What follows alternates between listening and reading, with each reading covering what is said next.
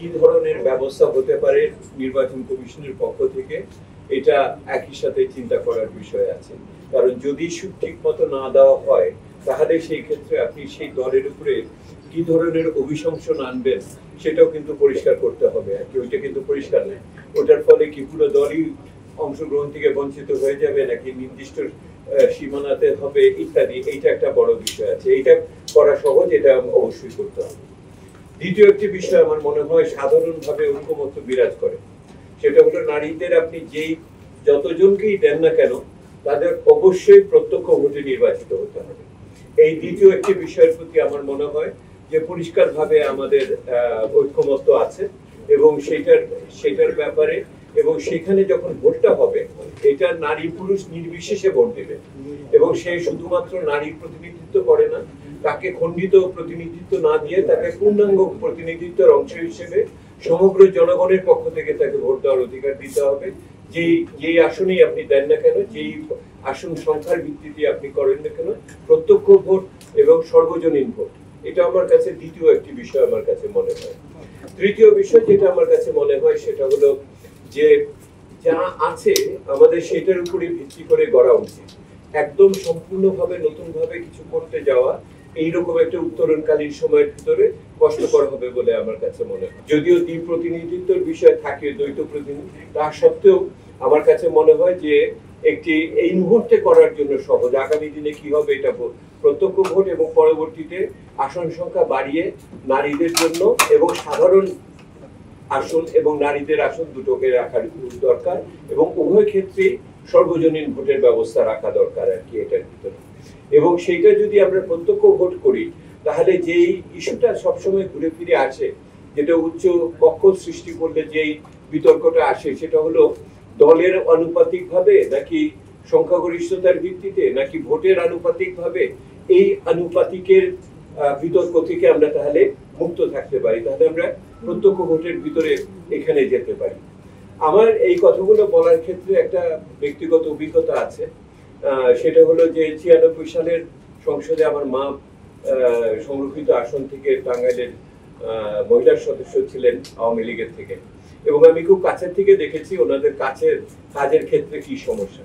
প্রথমত হলো রাজনৈতিকভাবে ওনারা হীনমন্যতায় ভোগেন, এটা রাজনৈতিকভাবে হীনমন্যতার ভিতরে থাকেন কারণ ওনাদের অনেকেরই সাংগঠনিকভাবে কোনো অবস্থান থাকে না।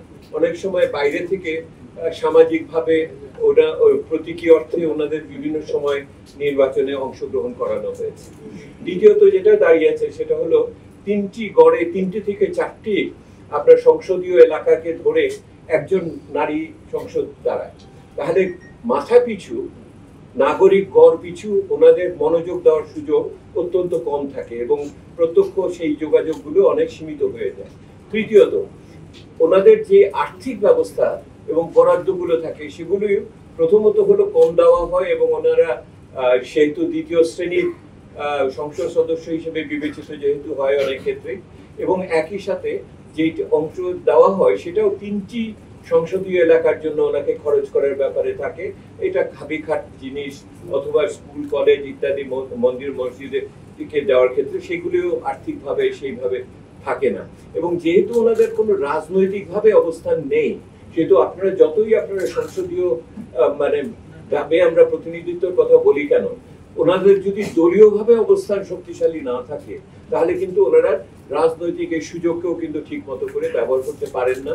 আমি সেটা নিজে কাছের থেকে দেখি। আমরা সংসদ বদলের চিন্তা করি কিভাবে করব, সংবিধান কিভাবে করব, বা এইটার স্থানীয় সরকার কিভাবে করব, বা নির্বাচন কমিশন কিভাবে করব, কিন্তু আমার ব্যাখ্যায়, সামাজিক ব্যাখ্যায় আমরা যেটা বলি এটা হলো উপরি কাঠামো ভিত্তিতে যদি নারীর অংশগ্রহণ যদি শক্তিশালী না হয়, তাহলে কি শুধুমাত্র যদি শ্রমশক্তিতে নারীর অংশগ্রহণ শক্তিশালী না হয়, যদি অর্থ উপার্জন মূলক পরিস্থিতিতে যদি নারীর সেখানে না থাকে, নারীর উপরে যদি সামাজিক অত্যাচার এবং আপনার বিভিন্ন ধরনের নিগ্রহ অব্যাহত থাকে, বাল্য বিবাহ যদি অব্যাহত থাকে, আমরা কি মনে করি যে এইরকম একটি সমাধান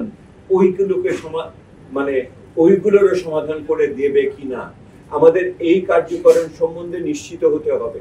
ধরুন আগামীকাল আমরা এগুলি সব করলাম আর 10 বছর পরে এসে দেখলাম এখনো সেই ধরনের সেই ধরনের গার্হস্থ নিগৃহর ঘটনা ঘটছে, বাল্য বিবাহ হচ্ছে, আর্থিকভাবে তারা পর্যদস্ত থাকছে, আমাদের মাতৃমৃত্যুর হার কমাতে পারি না, তাহলে কিন্তু আমাদের দায়বদ্ধতা থাকতে হবে। এইটা আমাদের কাছে মনে রাখতে হবে যে এই যে সংযোগটা আমরা স্থাপন করতে পারছি। দ্বিতীয় আরেকটা কথা বলে আমি শেষ করতে চাই, এটাও আমাদের মনোযোগে রাখতে হবে। নারী কোনো অবিভাজিত জনসংখ্যা না, নারী কোনো অবিভাজিত জনগোষ্ঠী না। আমার নারীর ভিতরে গার্মেন্টস শ্রমিক আছে, আমার নারীর ভিতরে নির্মাণ শ্রমিক আছে, আমার নারীর ভিতরে যারা বিদেশে যাচ্ছে প্রবাসী নারী শ্রমিকরা ওখানে ওর ভিতরে আছে, আমার এখানে সেবার খাতে বিভিন্ন নারীরা আছে। আমরা যেই নারীর কথা বলি, আমরা কি সেই নারীদের অন্তর্ভুক্ত করে বলছি কিনা? সেহেতু আজকে আমাদের এই যে সংবিধান সংশোধন বা অন্য প্রতিনিধিত্বর কথা বলি, আমরা যেন ভুলে না যাই ওই বিভাজিত ভাবে ওই নারীদের আমরা কিভাবে এখানে স্থান করে দিব, নাকি আমরা উচ্চবর্গীয় নারী প্রতিনিধি এবং আমাদের মতো আলোকিত নিজেকে দাবি করলাম, পুরুষ মানুষরা যে এখানে দাবি করি সেই নারীদের কথা এটার ভিতরে থাকবে না। সেহেতু দুটো জিনিস আপনারা নিশ্চিত করেন, এই সমস্ত সংস্কারের ভিতর দিয়ে এই মুহূর্তে নারীদের ক্ষেত্রে যেই ধরনের বিভিন্ন ধরনের নিপীড়ন এবং অপরাধমূলক কাজ চলছে সেগুলোকে নিরসন করা যাবে। আর দুই, এই যারা প্রতিনিধিত্ব করবেন তারা প্রকৃত অর্থে পিছিয়ে পড়া নারী গোষ্ঠীর জনগোষ্ঠীর প্রকৃত প্রতিনিধি হিসেবে তারা সামনে আসবেন, এইটি প্রত্যাশা করি।